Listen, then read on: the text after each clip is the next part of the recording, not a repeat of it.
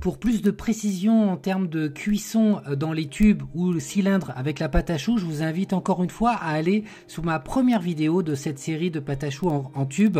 Donc ici, on prend donc nos moules à éclair, on va les chemiser évidemment avec le tapis de cuisson et on remplit à mi-hauteur de pâte à choux. Donc attention, mi-hauteur, voire même légèrement en dessous parce que ça a tendance quand même à bien se développer malgré le fait d'ajouter des plaques de cuisson par-dessus. En tout cas, une fois rempli, vous allez donc poser un tapis de cuisson, voire même un papier cuisson par-dessus et des plaques. Donc moi j'ai mis au moins 4-5 plaques, donc elles sont lourdes au bout d'un moment. Donc mettez un plat à gratin si besoin, si vous n'avez pas assez de plaques. Et ensuite vous allez mettre au four, donc environ, je dis bien environ, 1h20 de cuisson, four ventilé à 160 degrés, 1h20 de cuisson à 160 degrés. Une fois la cuisson terminée, comme vous pouvez voir, ça a tendance quand même à déborder au-dessus, donc on va les prendre un par un et on va tout simplement soit découper avec les ciseaux, voilà, pour ébarber quelque part ce qui a débordé, et on va prendre aussi un économe ou une râpeuse et on va gratter comme ça le contour. L'idée là, c'est juste avoir quelque chose de bien uniforme, bien propre. Une fois que c'est terminé, vous avez la possibilité de les mettre au congélateur quand c'est refroidi, donc je vous invite à les mettre dans une boîte type tupperware, bien les fermer et vous pouvez les stocker au congélateur.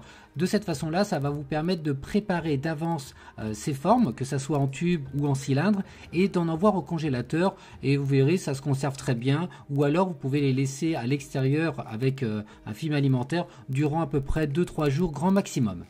On va préparer nos pièces pour le garnissage, donc c'est le même principe pour les deux productions que je vous propose aujourd'hui, mais encore une fois, même si vous avez d'autres idées, vous pouvez faire comme vous souhaitez au final.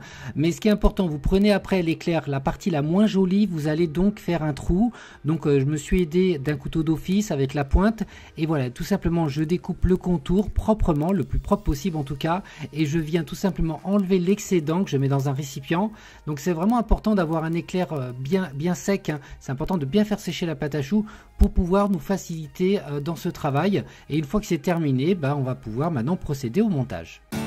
Éclair façon forêt noire, donc on va commencer par ajouter au fond de l'éclair de la ganache. Donc la ganache, vous la réalisez, vous la laissez cristalliser pour ensuite qu'elle épaississe et que vous puissiez la mettre en poche et remplir le fond de chaque éclair. Une fois que c'est terminé, je découpe donc des griottes en deux. Maintenant vous pouvez mettre des griottes entières, mais je trouve qu'en deux c'est plutôt pas mal. Vous mettez comme ça au fond. À peu près 3-4, ça suffit largement. Ensuite on va y ajouter donc notre crème légère à la vanille. On peut remplacer la crème légère à la vanille par de la chantilly tout simplement, ça va très bien aussi. Après qu'est-ce qu'on fait?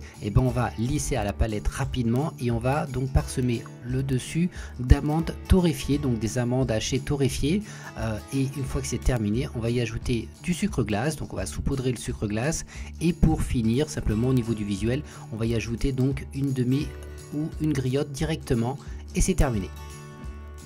Et voici maintenant le montage de l'éclair lingot d'or. Encore une fois, ce qui est important dans ce tuto, c'est vous ouvrir l'appétit de vos créations. Donc ce que j'ai fait, le fond de ma pâte à choux, j'ai ajouté donc de la crème pâtissière, donc voilà, de la crème pâtissière chocolat.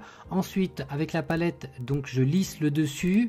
Donc le fait de lisser le dessus, c'est pour plusieurs raisons, ça dépend comment on veut le finir. Donc là je lisse grossièrement quelque part, hein, parce qu'après je vais venir donc tapoter les éclairs sur des amandes torréfiées.